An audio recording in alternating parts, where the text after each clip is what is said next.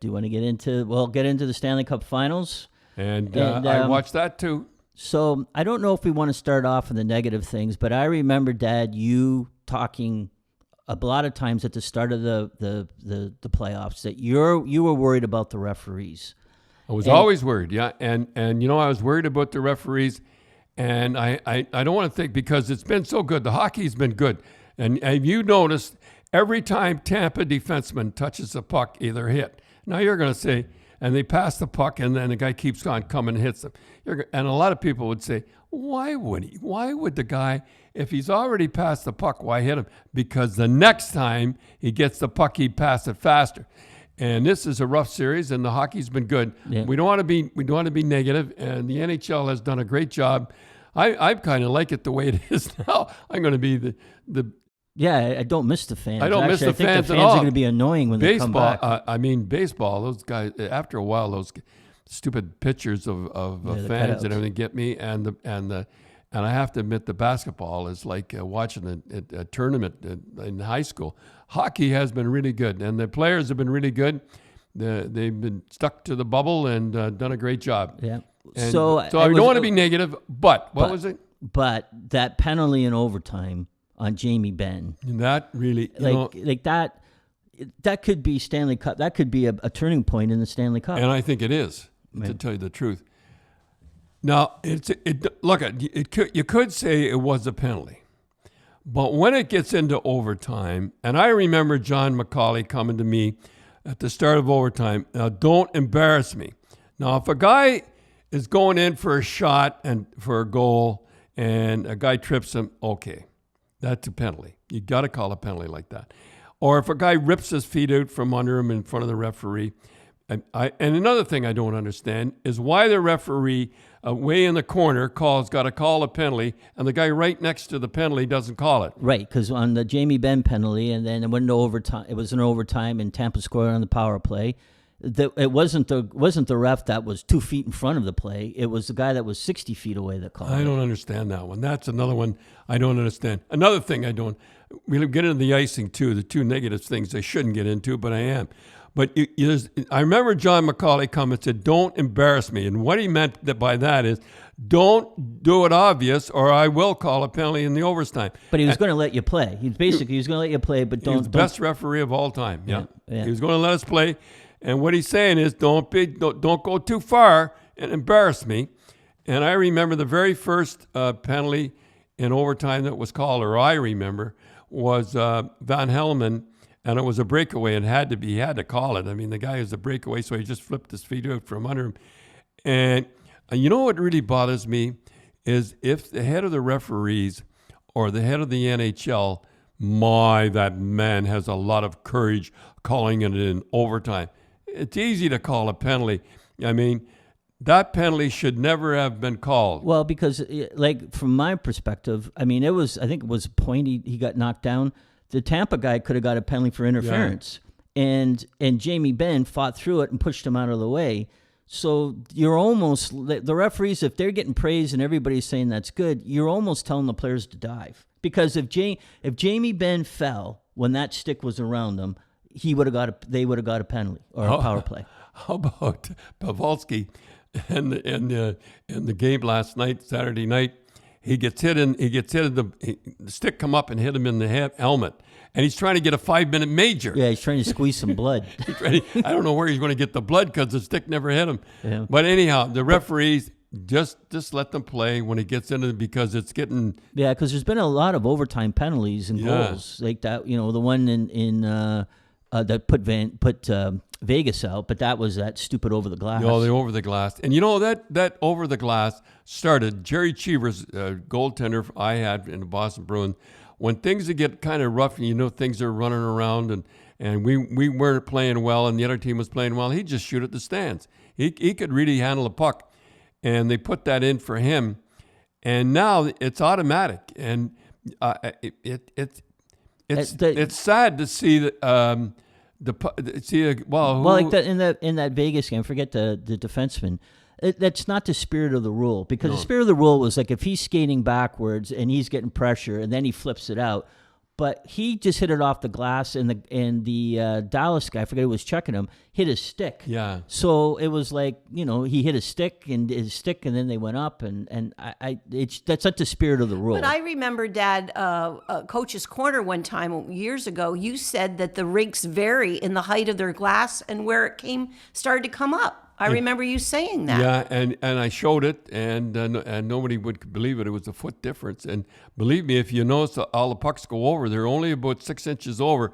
And the guy knows as soon as he does it, he knows it's going over, and you can see the look on his face. And everybody puts their hand in the air. Yeah, everyone always, they make a and it's point automatic. I mean, the referee has no choice on that one. Yeah, I think they should give it back to the ref that if he did it on purpose or he didn't do it on purpose. Well, no, I don't know about that because I think it was in the Las Vegas series, I'm not sure which one it was, that it hit the glass and they called it over. Yeah. And I always said they should have a little help because everybody in the TV land knew it hit the glass. And if there was people at the game, they would know it too. The only people that didn't know it hit the glass were the referees and the linesmen on the ice, which doesn't make any sense. The guy in Toronto, there's 9,000 TVs they've got. I've seen them. And they could, if they had a little mic in their microphone in their helmet or something. Yeah, like a little earpiece. A little earpiece or something. And don't bother them except on something like that, say it hit the glass. They know right away. Yeah. Everybody at home knew it hit the glass. Well, you have to say a couple of the things that are really doing, like you look at Corey Perry and Pavelski for Dallas. I mean, the two older guys, they're kind of carrying them right now. Boy, oh boy, that Pavelski, I think he's tied with Braden Point. 13 goals. Yeah, I mean, I think he's tied right now. I'm not sure. Yeah, he's tied. He's tied? Now. Yeah. And then Corey Perry, they pick him up, and he hadn't scored in a long time, but he's coming through in the old, shows you the older guys coming through, and there's a lot of overtimes and should be tired and the whole thing. Yeah. But the leader of leaders is Jamie Benn, boy. I mean, he is the leader, and he's my favorite. If anybody ever want to watch and see how old-time hockey players played, just take a look at Jamie Benn. Yeah. So do you want to talk a little bit about the awards? And no, the awards to me is ridiculous. I mean, McDavid is the best player in the world. There's no question about it. And he come back from an injury that nobody comes back at a year comes back from an injury. For that injury he had, I don't know, they grew on there or something, the ACL or something. And he is not even nominated. Never mind he doesn't win one of the awards, and he's the best hockey player in the world. The one I don't understand is the Ted Lindsay. Like that one? I don't understand that. Because that's voted by the players. So, you wonder if he has the Bobby Orr syndrome. Yeah. Like, well, he's so good, and he's going to win it again. Give it to somebody else. Yeah, but not even nominated. I mean, he's the best. If you were starting a franchise today, anybody starting a franchise today, if you said you can have one player, well, everybody would say McDavid because he's the best player. Yeah. When you put that tweet out and you got a lot of stuff, I think there's two people. There's people that were upset that McDavid wasn't nominated, didn't win, and then a lot of people were upset that McKinnon didn't win. McKinnon.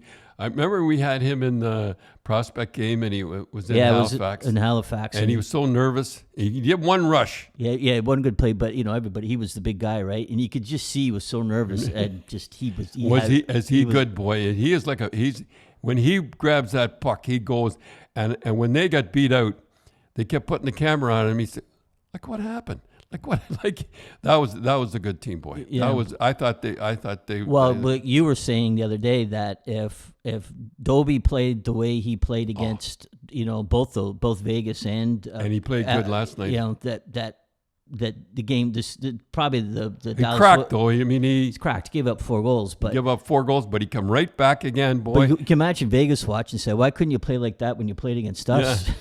Yeah. and he is. I mean. If he keeps going and they win it, there's no doubt he's going to be the MVP. Yeah, I think who do you go if Tampa wins? Do you give it to Point or do you give it to Hedman? That's a good one. Hegman's pretty good. Yeah, because he was -3 the other day though in a win. Hegman, but I don't know. Boy, you're going to have to. That's a toss-up right there. Point is pretty good. Well, they were talking about he passed Bobby with 10 goals, but he did it in 24 games. Bobby had 9 goals in 14 games in the playoffs, and so did Brad Park actually in 15 games. Yep. So again, we got a new sponsor. It's Spreads, SPREADS.ca, and it's a First Nations owned online casino and sportsbook, and it's owned by the Abenaki Council of Wolnock, First Nations in Quebec.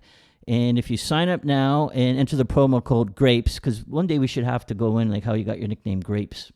Yeah. Yeah, but we'll go. Long one. Yeah, and they'll match your deposit of 100%. So if you put in $25, they'll put in $25. And the good thing for the Canadians, it's Canadian dollars. You're not putting U.S. dollars in. And you get 15 free spins to win a cool million, and you'll get a $25 free bet on their sports book.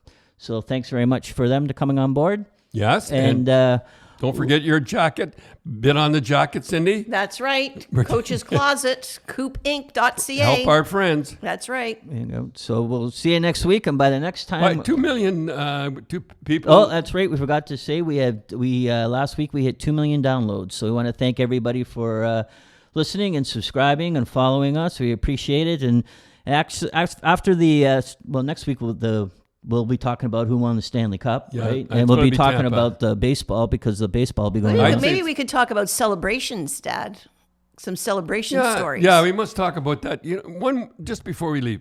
I don't understand baseball.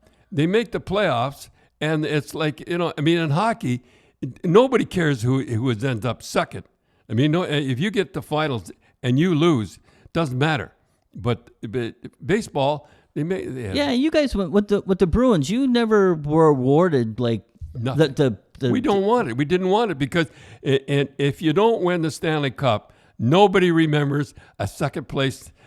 It's like when we're over in Europe and then we play for bronze and that. The reason we lose is because we don't care. We either number one or we don't want anything.